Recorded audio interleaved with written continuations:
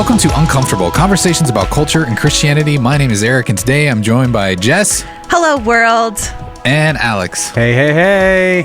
All right. I'm glad that you brought Hello World back. It's back. It just feels right. All feels well with the world. I'll do anything for you guys. Mm-hmm. It's our third week referencing your intro, but, we had to repair it.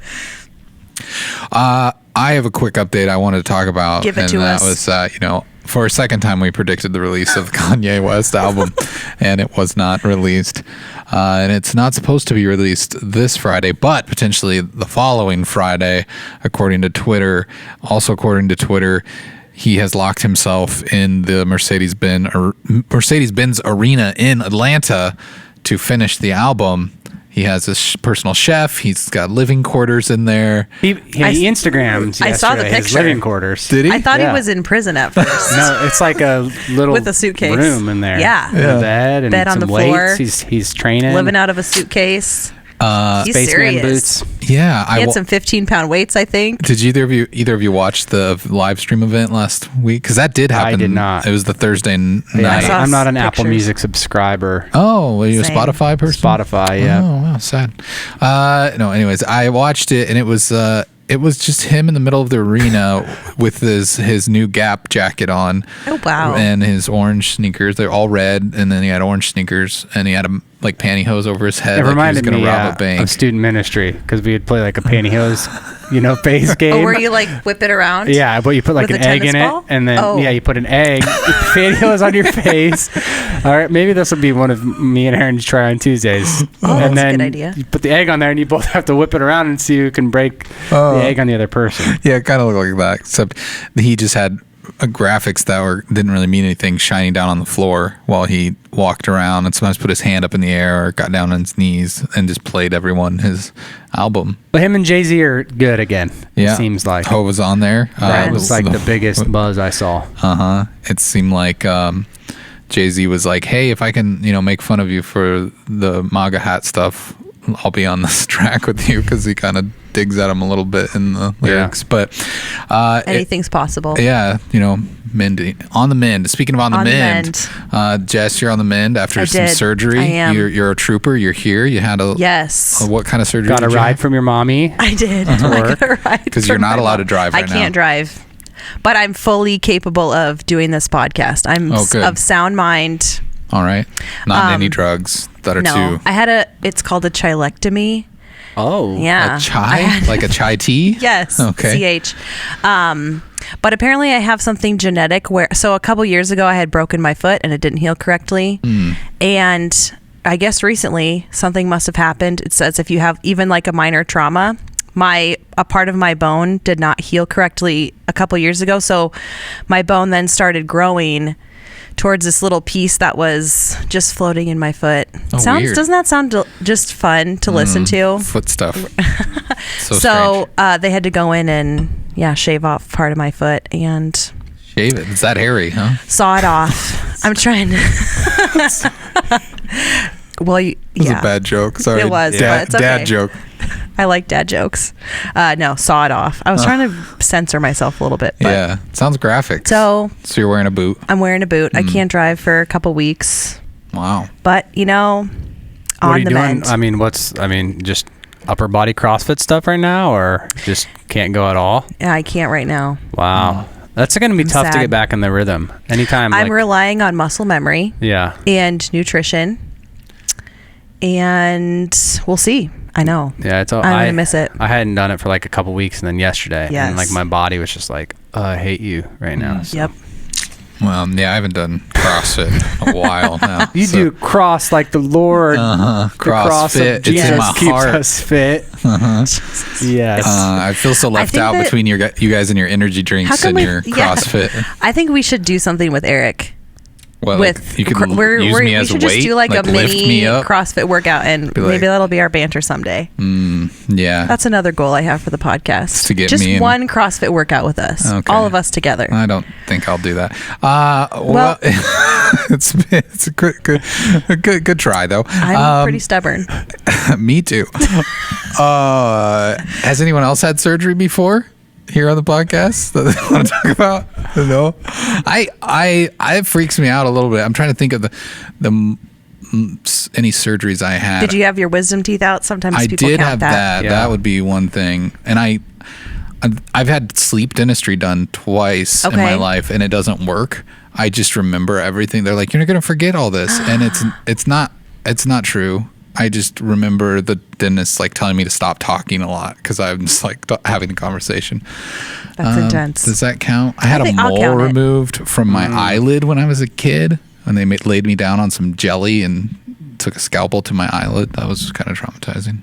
I do have one of my daughters has a pending surgery coming up in August. So speaking of genetics, my son, I don't remember the exact name he has, but like when he was born, his eyes, that's why he wears glasses, not necessarily for vision, because he's got some crossing. So that happened. And then my daughter, she went to a pediatric ophthalmologist. I've never worn glasses except on this podcast when I faked it to try to make it. And so our daughter, they tried to treat it for a couple of years, Lydia, and now they're like, yeah, she needs to have the same surgery he had, basically tighten the muscles. Wow. So, but it's genetic. So actually the first year my son had it, the same doctor, like this happens to even older people, but he's like regionally, or there's basically a family of doctors, the Troyas, that do it. So my father-in-law actually had it. He had like his muscle had lessened. Surgery. Yeah, he had the same surgery, same doctor as my son like that year. So wow. But now little Lydia, it's coming for her. Wow. Yeah, it's no fun. Yeah, anytime there's anesthesia involved, like I think she'll be the third of my 4 kids that have had to be put under for some kind of surgery. So Quinn, she's still standing strong, but yeah. Wow. Well, that's no fun. We'll keep you guys updated on that. Prayers going out to that. All right, up next, we've got headlines.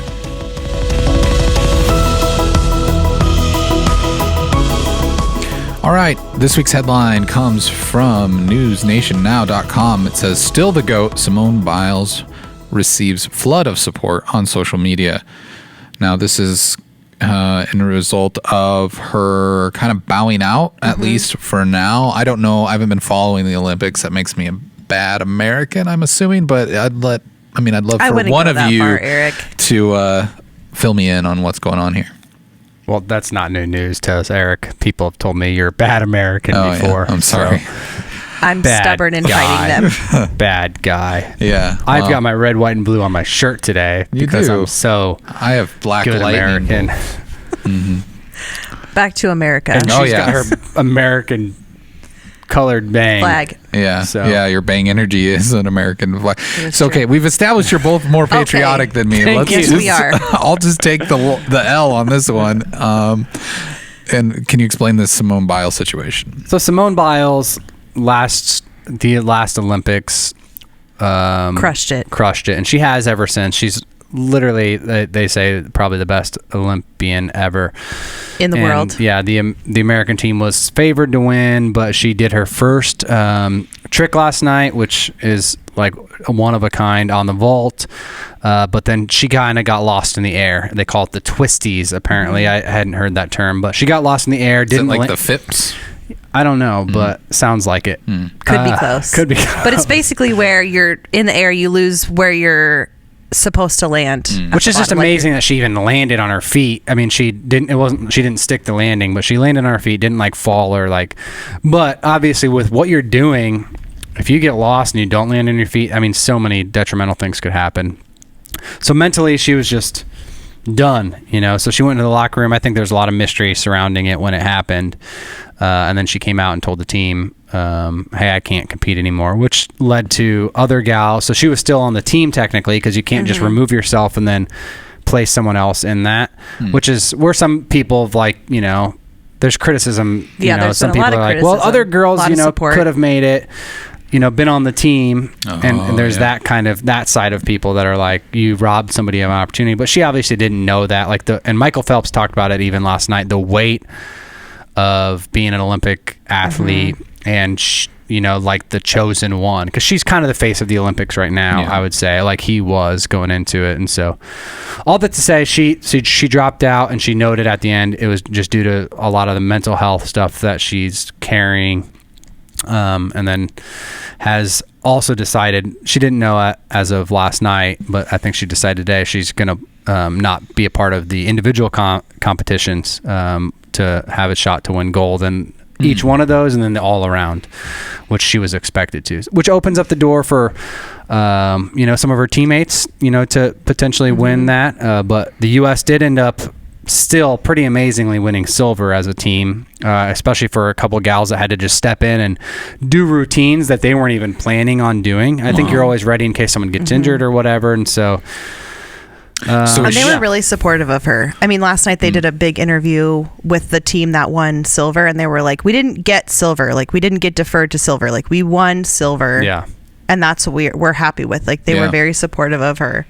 I think another thing to note about her too is that I don't know if it's in this article or I read somewhere else, that she's the only returning Olympian to these 2020 Olympics that are in 2021 that is part of the Larry Nassar and USA Gymnastics, the trial and everything like that we talked about. It's about a year ago now with Lisa Ashton, but she's the only Olympian that's returning that was involved with that case too. Wow.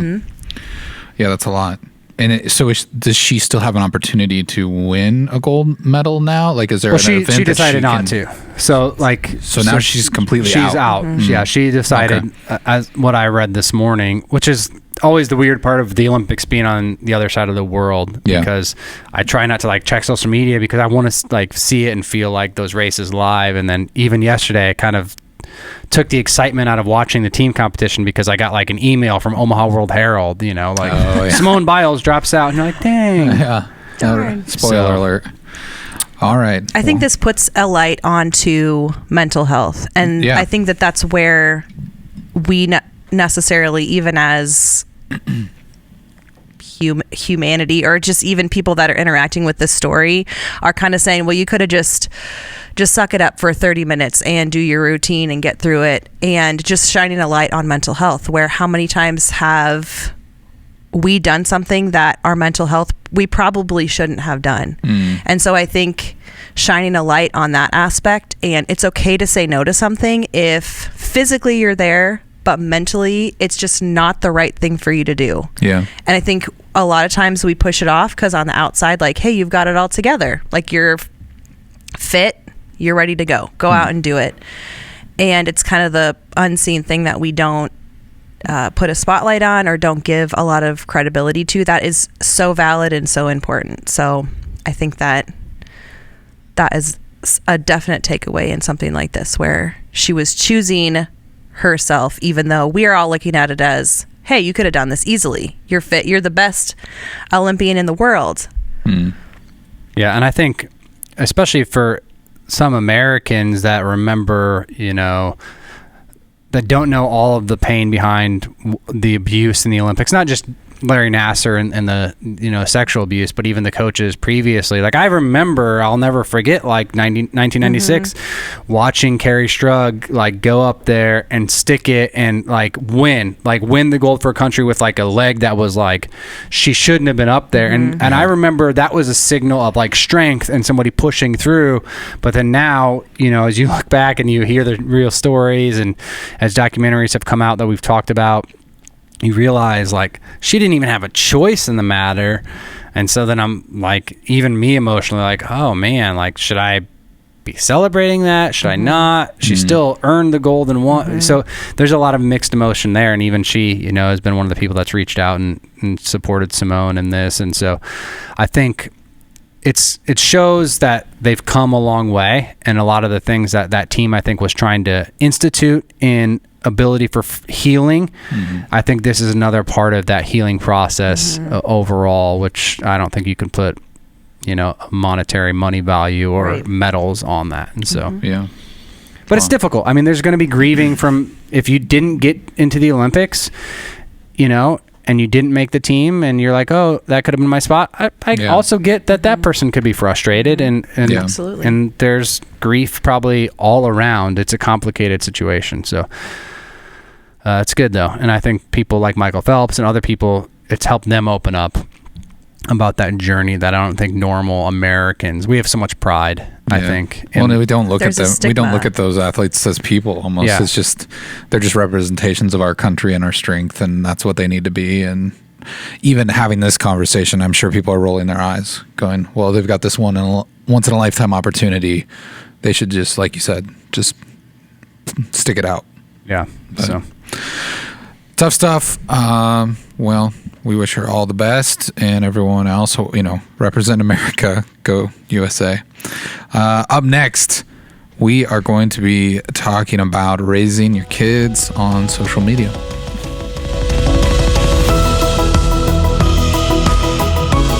This topic is kind of one that hits close to home for me. The whole reason we're even kind of discussing this was based on a story, or not really a story, a thing that happened. Conversation. suppose you know a guy. Yeah, a friend of a friend. No, this is really close to home. This is my family. We were on a little family vacation over at the Adventureland in Des Moines, having a good time. And it spurred from a previous conversation. My daughter's 12 and my son is 10, and my daughter's getting to the point where she doesn't want photos that she doesn't approve of to be shared on social media, Facebook, whatever. And my wife and my son went on a roller coaster there that they take the photo of you, and she went to post it on social media. And my 10-year-old son, and I don't know if maybe he was inspired by his sister kind of voicing her opinion on this earlier or what, but he was like, I don't like the face I was making in that. Will you not post that? And so it's kind of sparked this little bit of a, conversation in our family. And she went ahead and posted it with like a little heart smiley face over his face, and then explained why. And my daughter got kind of upset about that and was like, why did you have to go to the extra effort to explain? Kind of like that's his his privacy. You're violating his privacy by sharing that information without, him wanting that out there. And it put me kind of in this pickle between my daughter and my wife, and trying to, have that conversation, and not, because I think by the end they're both a little on the outskirts of this topic, and kind of just defending their stance and whatever. But like, it made me think, like, how do we have healthy conversations about this? And as your children are getting older, what does this mean, and how are you responsible with it? And also, we're all familiar with friends and family who maybe don't post their children at all from birth. They've never posted their kids online. But I think that's kind of where we'll jump off. It's an interesting thing, and I think that it also highlights maybe some flaws that people have in parenting in general, and that's there's this almost sense of ownership to their children. Like, this is, I don't know. I don't want to get too aggressive and make it sound like people are bad parents, but I do think that there's this thought of like, well, it's my kid, I can do what I want, right? But they are individuals. They have personalities. And I think we're in a space where we're making some of this up as we go. I mean, as far as social media and what we're posting, and I think somebody who even doesn't have kids, maybe they're like, okay, I'm going to tune out. But I think this is a bigger conversation than that. I mean, I've been tagged in pictures that, somebody took of me, whether I knew it or not. And, I'm like, I'm not a fan of that. That's super awkward. And like, I'll go untag it. And then there's like, I didn't really know they were doing that. That's kind of weird, So even as an individual, not even like thinking about my kids, you know, I think this is one of those things with social media and always being on camera. We even talked about that last week, how just the camera phone has not just changed, social media, but the dynamic of people always are able to capture every moment, whether that's in policing or whether that's just in normal, mundane things in life. And so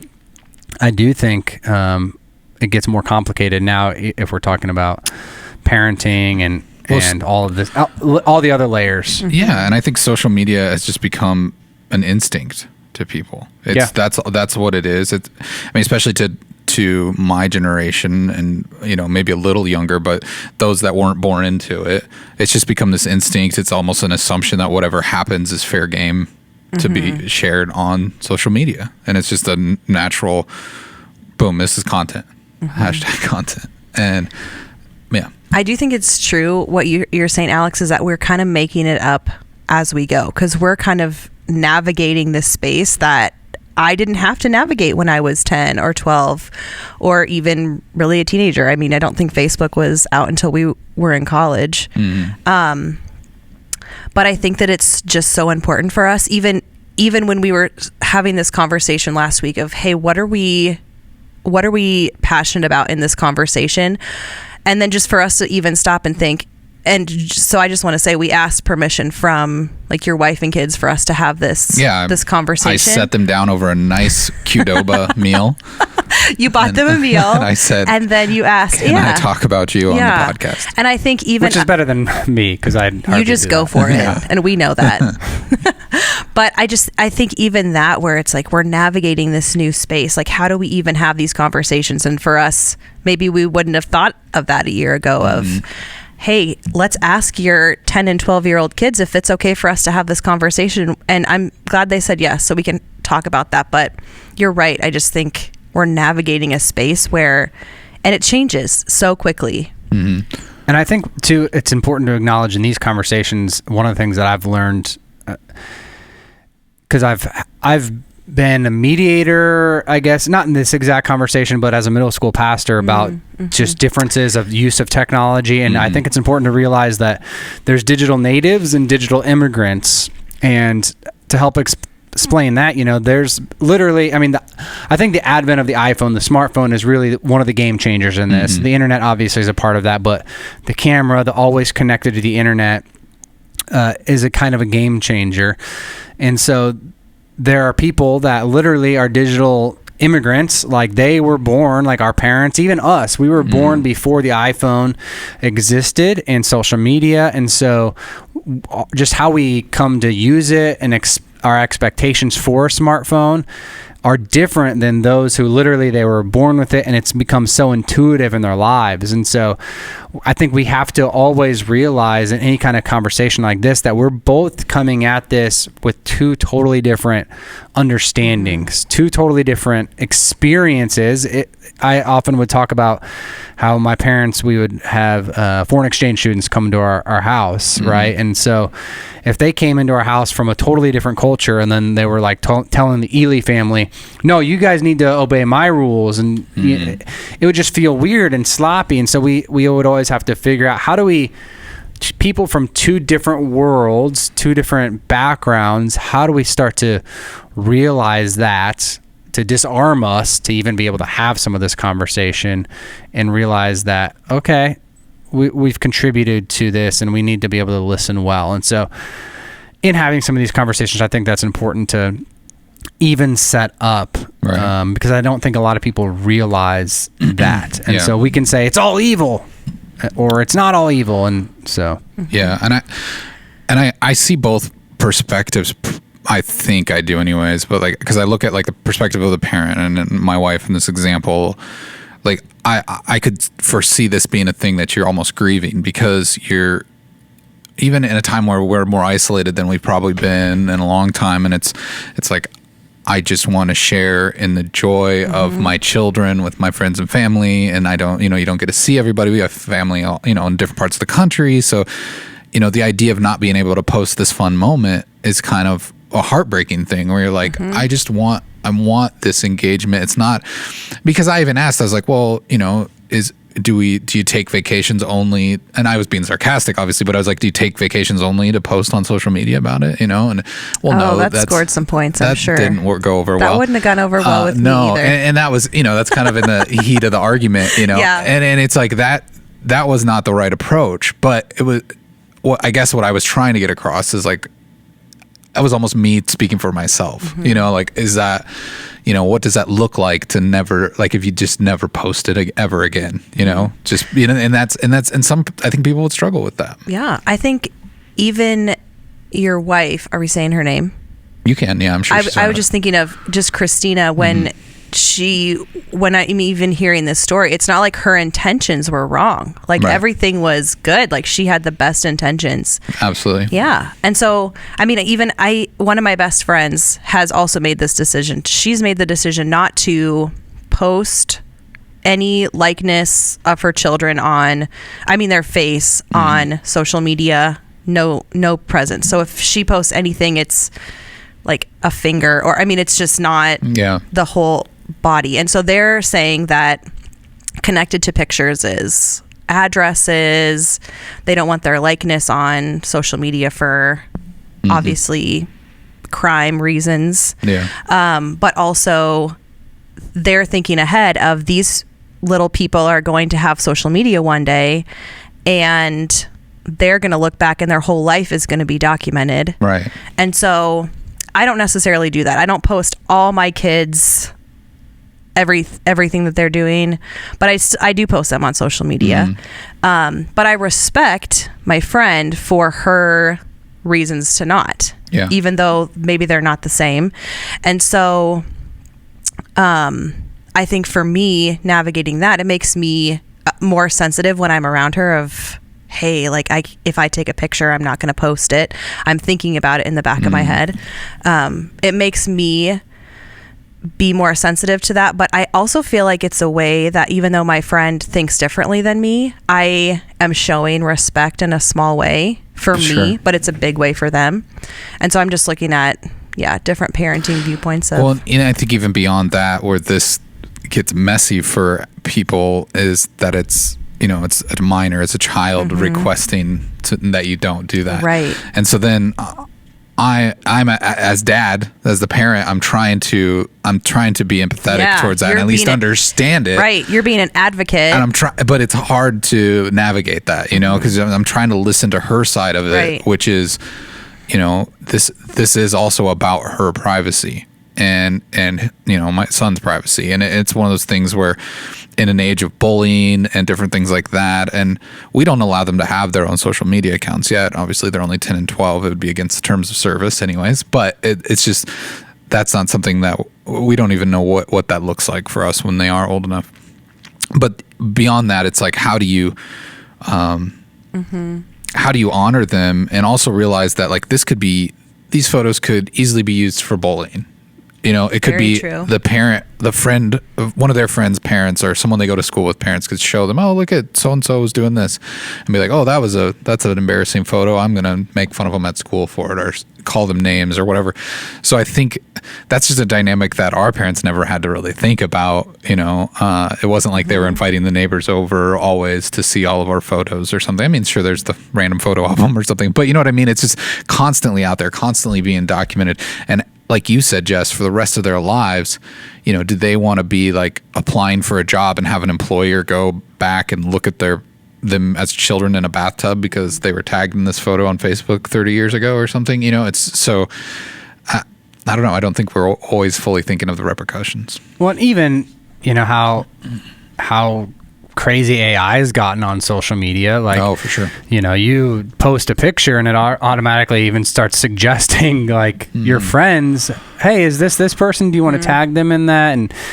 And so it is a lot to navigate. And I think part of this discussion too is, and we've had this conversation about like talking about, porn or just our bodies when we had the DeFores on, is that we as parents can't, and there's going to be times where we have to be reactively parenting. It's just going to be in a 2021 world, constantly moving. There's going to be reactive parenting, but as much as we can, I think we have to be proactively parenting and actually considering the ramifications of things before we do it, praying about things before we do it, not just doing it because everybody else, either side of this conversation is doing it. But I think to actually pray, have conversations with your kids as they get older. And your parents didn't have conversations with you because that wasn't existent. Right. They put it on the refrigerator. They put those silly, and only people that ever be in your house or in a the milk refrigerator. Carton, but only if you got lost. Not that one. But no, I know, I get what you're saying, and I think that's it's just this weird thing to tackle because as a parent, I also see people's arguments like, not in my house, you're under my house, it's my rules, and this is, if I'm going to post a picture of you, I'm going to post a picture of you, whatever. But it is putting it out there for everyone to see. And it's fascinating in some ways because you want to maintain that relationship with your child and make that as strong as it can be. And, maybe you can work out a system where you're like, hey, let's look at these photos before we post them. Are you okay if I share this one? And I think that's probably that's the balance there that you can find, but I'm sure it's going to be different for everyone. But I don't know that blanket parenting is gonna work right anymore. I don't think it's gonna work for everybody. Because I think even when you're saying, well, you're my child and I'm going to do whatever, I'm going to post whatever I want. I mean, I go back to that can take me back to a time where that was said to me and I felt very out of control. And especially as kids are moving into their teenage years, even being 10, I mean, they're establishing independence and they understand to some degree their autonomy as an individual. I have things that I like to do. And so us having this conversation is important because I think that you're my child and I'm going to post whatever I want is the script that probably a lot of people have had in the past and maybe a lot of people have heard themselves. But for us to take it a step further and is this okay? Is that the only thing? Just because you're 20, 30 years older than your child doesn't mean that you can't have a conversation that also makes them feel valued. It's more work. It almost seems pointless because it's like, I'm the parent, you're the child. But what value is that child feeling? Like, I think that going back to how we started this, like Christina had the best intentions. And I think that she's also the type of person that's going to have that conversation and would be willing to talk to her child. And I think that's kind of what we've been missing as we're moving into this, as immigrants, into this digital age where that's unexpected. I'm sure that she was not expecting to hear that either. Well, and there's this kind of, I think, almost 1950s-ish parenting that is kind of almost keeping your child at arm's length, and you brag about their successes or whatever, and it's like, oh, it's almost like they're a collectible. Like, oh, I've got this piece of sea glass and look at this really unique pattern in it. Or like, oh, my kid's very gifted at this, and you kind of brag about them, and that's like the extent of it, and you don't really treat them as individuals who are forming their own opinions and their own worldviews. And yes, as a parent, you want to guide that, and you want to shepherd them in their faith, and you want to help that. But it's also, I don't know, I feel like sometimes relationships of the past or something between a parent and a child were just kind of looked at as almost a novel thing where you have this child and you own it, and you can kind of show it off when it suits you. But and then when they're an adult, they get to be an individual and do their own thing. And that stuff starts coming on really early. It isn't something that happens magically at 18. Right. I've seen this even play out in not even just like parent to child, like our age and then our kids, but in like grandparent to child kind of things. Because I know for a lot of people, grandparenting is just one of the greatest joys. I know for my parents, like being grandparents is one of the greatest joys, and they have so much pride in their grandkids, and they want to celebrate them and celebrate their birthdays, and they just love them, and this is a way for them to, like, their friends that they don't get to see, or their family that live in across the country, they see them posting pictures of their grandkids out of love, and they want to post pictures of my kids, and we haven't had like issues with that, especially when it's like them taking pictures that we've posted already. That's typically what my mom does, but the reshare. But yeah, I've seen a lot of people, I've seen even conflict between some of my friends and their parents because their parents don't understand that that this the point of view of the kid who doesn't want their grandkids pictures showing on the internet. But at the same time, I think the person my age, we want to stick our foot in the ground and say, well, I don't understand why this is so important to you. And there's that relational pressure from every angle that comes into play of, well, this is how I communicate with my peers as a grandparent, and this is how I show what's going on in my life and what brings me joy and that satisfaction. And so there's this huge web, this big relational web that is so tied together and becomes so much more complicated with social media because it's everywhere. And so to be able to have these conversations and knowing that we're coming from a different place and be able to listen, I think, is one of those things that we don't do well, because we want to advocate for our side, and I think that's difficult to actually sit down, be humble, to listen to other people. So especially when it's a child that's involved, because then that's intimidating to an adult to go, well, I mean, I'm the responsible one. I'm the one with the job. I'm this, I'm that. But I think so many times, like, children have a really important perspective on the world that we've lost as adults. We lose sight of that, and I don't know. I think of the times, and I don't have a specific example, but I think of times when I was a kid and I knew my parents actually listened to my input, and how meaningful that was, and what that meant to me as a kid, and how formative it was for me. And I think that's what they're looking for. And I think part of this is just me even acknowledging my own shortcomings in my views of my children, and like not realizing how capable they are, and in all kids, just they have this. Just because they're little people doesn't mean that they're not going through their own version of the struggles and developing what they believe, and that stuff. I think that's it's really fascinating in some ways, but it also can be hard to find a middle ground. And on this, I mean, what do you guys think about parenting in that aspect? Like, where do you give, where do you have the conversation, and then where do you draw the line? And like, I'm the parent, this is the end. We're not arguing. We're not arguing. Yeah. I think. Does that change as they get older, or right. Or what does that look like? So what you're saying right now, Eric, I was playing in my head is, it's hard to care about what we don't ourselves care about. It takes a degree of empathy and humility to see another person's point of view and then choose to value that. Right. It's almost like an action step, a verb of, I have to do this, because we even have a friend that we were talking with this about, and even our age, that was like, why? Like, this is not a big deal. Like, I don't see any value in this. Like, that's ridiculous. All right.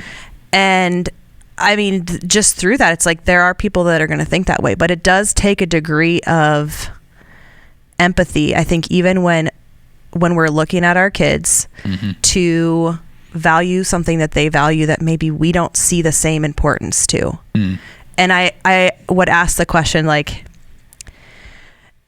can you open yourself up just for the possibility that doing something different might be the right thing? Because it's kind of like we are in cycles of how we've been raised, and this is kind of a cycle that is breaking because of how digital and the digital age is moving forward. Like, right. It's something where we have to evaluate it, and it's how we have to address it. So how are you going to address it? And I think in parenting, that's hard. But to me, it's almost like slowing down. Yeah. And that jerk reaction, is that the right thing to do in a moment when your child is obviously struggling with something? Yeah. I think it's like that moment of stepping back and asking yourself the question, can something be different? Yeah. Should I do something different? And anytime we go into something where I think we measure so much conversation or disagreements as wins and losses, right? Yeah, and so if somebody approaches me, if my kid approaches me and I've been, and they haven't yet, but if they approach me at 10 and I've been doing this for their entire life, for me to change course, automatically I think they're telling me I've been doing it wrong. And so if I stop doing it, then I'm acknowledging I'm wrong and I just lost, right? Yeah. And I think that's, for me, typically where I go, instead of realizing, no, I'm getting new information. I'm learning more about my kid. I was ignorant to it. It was blissful ignorance, and doesn't mean ignorance, doesn't always mean that somebody's at fault. Yeah. But we have to take new information, hear people's feelings in a new way, and not look at it as like and in this climate, I feel like every conversation, like we have to feel like we either won or we lost. Right. There's a winner and there's a loser in any kind of conversation. And I think, Scripture constantly invites us to be humble people. It continues to invite us that we should look out for others, love others well, to humble ourselves, that Christ is somebody who modeled humility, gave up his rights, gave up all of those things to love us well and to give it to people. And so I think humility is always the uncomfortable answer because it's so freaking difficult to be humble. And then, and even your motivations behind humility and all of that kind of stuff. And so I think that's a big part of being able to walk into a conversation, say, okay, it's not about winning and losing, even in marriage, like we're supposed to love our spouse, like outserve one another, out-sacrifice one another, but not to say, because I out-sacrificed you 3 times this week and you out-sacrificed me 2 times this week. But if we just begin to develop that more and more in our lives, and I don't think we can do it alone. I think that's why we need the Holy Spirit to be convicting us in those moments, because humility is not my my natural posture. Usually, naturally, I'm never going to choose it. But thank God for the work of the Holy Spirit in my life. It's not complete, but he who began a good work is hopefully going to continue on, and I believe to work that out to completion in my life. But that's a process, and so I think that's difficult to admit because I'm not always humble, and so I'm a work in progress. And my natural gut reaction every time is to fight, is to go for the win, to stick up for my own self. Like it's just embarrassingly that way. Yeah. I think we're all there at different times. And I think the answer lies in with parenting, even with communicating it in marriage, where it's not a competition. We aren't both individually dealing with an issue. What does it look like to collaborate? What does it look like to involve that other person? And so I think your example is just a great one of, my 12-year-old cares about what's on social media. And so it's not just me as a parent posting anymore. She's involved too, and she's spoken up and given a voice to something that is important to her. So what does collaborating look like? And I think in there lies the answer, and it could be different for each family, but therein lies the answer of how do we do this together? I care about this, so do you. What does that look like? Yeah. I like the question, I guess, like I have too, just for more of a practical, how do we get better at this or approach it in different families? Like, so let's say that's the stance your daughter's taken and you guys are good with that. And our kids are all hanging out, and I take a picture and I post it on social media of our kids hanging out. Like, whose responsibility at that point is it to say, and that becomes another obstacle or difficult question when I've decided for our family, hey, this is what I feel like is the best decision. And, for me, I'm like, who cares? So how do those conversations start to play out in the real world? I just run over and slap the phone out of your hand before you post it. You would too. Like, how dare you?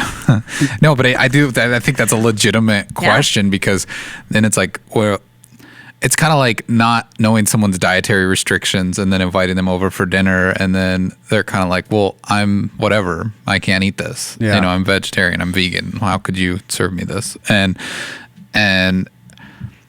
it's not, I think that's another responsibility thing where it's not always your responsibility to know everybody's issues and everybody's limits and everybody, but before you come over, what's the preferred temperature? Yeah. What kind of allergies do you have? Do you like cats? Do you like dogs? I mean, it could become like this. True. But it is this thing of sometimes we have such a myopic worldview and we look through this lens that's only about us and our little circle of influence. And so when it's easy to get really upset when people don't agree with you. And I think this is another example of that, where it's like, hey, whatever we choose to do as parents in this situation, it's not, it's not immoral. It's not something that's sinful, but it's like, we're choosing to do whatever. It doesn't mean that this is the blanket statement, the blanket Band-Aid for any other parent. And it's not what you need to do, but it is just an example of what can be done. But it's tough because kids have different personalities. They have different interests. They care about things differently. They see the world differently.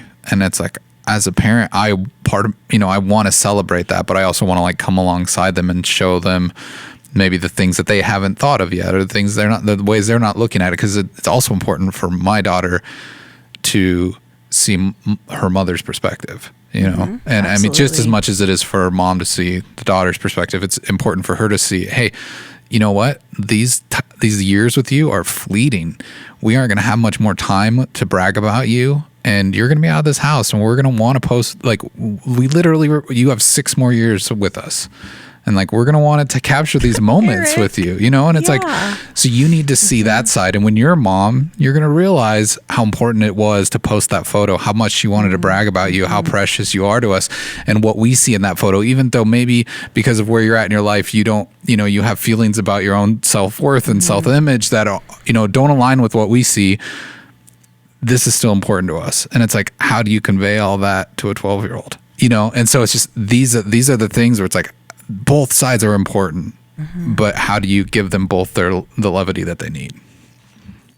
Yeah, that's good. And that does give you an opportunity to speak, you can buckle up and get angry about it and, fight about it, or you can like take opportunities, I think, like this, to speak life and truth into your kid, help people see both sides. And usually that takes like stepping back for a while, because any of us, when we get in like the heat of a moment and we do want to just fight or flight, then I think that's where those conversations are difficult to happen. But I do think, like, as silly as it sounds, I think being prayerful about the way that we use social media, being prayerful about the way one of the things that like has convicted me is like, anytime I have a picture taken of me, and I'm probably the only one in the world that does this, but anytime like we take a family picture or a picture's posted of me anywhere, it doesn't matter how many people are in the picture, like I just pinch zoom right to you. At myself. And I always have to realize nobody else, like I am a part of a bigger puzzle in this. Nobody else is looking if my eyes closed or if my nose hair's out or whatever it might be in that embarrassing thing. And what am I teaching my kids when I do that? What am I teaching my kids when I say, oh my gosh, I don't like this side of me, or I look so fat. I look so fat in this, or and so much of that is like been handed down, I think, generationally. But when I vocalize, and we want to be honest about like, hey, our shortcomings, or be vulnerable with our family, but what also, am I breeding narcissism in my kid? Right. Like, how much am I doing that? And so there's times where I catch myself doing that, and I'm like, oh man, I'm modeling this, and that's what they're going to see. And that, man, I don't even want to think about the first day that one of my daughters or my son like zoom in on a picture and they say I look so ugly, or my teeth look so crooked, or this is wrong with me, or this is wrong with me. Right. But if that's what I model, then of course I'm speaking into their lives, and they've got this background check. Who am I constantly spinning in their lives. And so I have to take inventory of how I even use it and all that kind of stuff too. So it's all good stuff to think about. We didn't solve it. We don't. We tend to not have a very good track record on that. But I think you having this conversation and it came up for you and your family, and once an issue kind of comes up, it becomes a responsibility of how am I going to address this, and how do I look at this through the eyes of Jesus that loves every individual and sees value in them. And so I think that's where, once we have the knowledge or something comes up, it's like there's a responsibility in there of how are we going to wrestle with this, what works for our family, and how do we go forward? Yeah. So Well, and if anything, it's just my hope is that when this stuff happens, which I think when my kids were little, it just would have never come to mind this would be an issue when I was like posting pictures of them as doing cute things as toddlers on social media. So it's just like, if nothing else, maybe it's a cautionary tale that like, hey, be thinking about this. Like, how do you want to approach this, and what do those conversations look like with your kids and stuff like that. But yeah, thanks for indulging me a little bit here and just kind of bringing my dirty laundry to the table and having this conversation. I hope it's good. I hope it's valuable to people to hear some of these things. And I appreciate you guys having the conversations, as well as everyone who listened. We appreciate that every week. And if you have any questions or suggestions, we'd love to hear from you. You can email us at podcast@cccomaha.org, or you can reach out to us on social media at cccomaha. We'd love to hear from you there. But until next time, we'll talk to you then.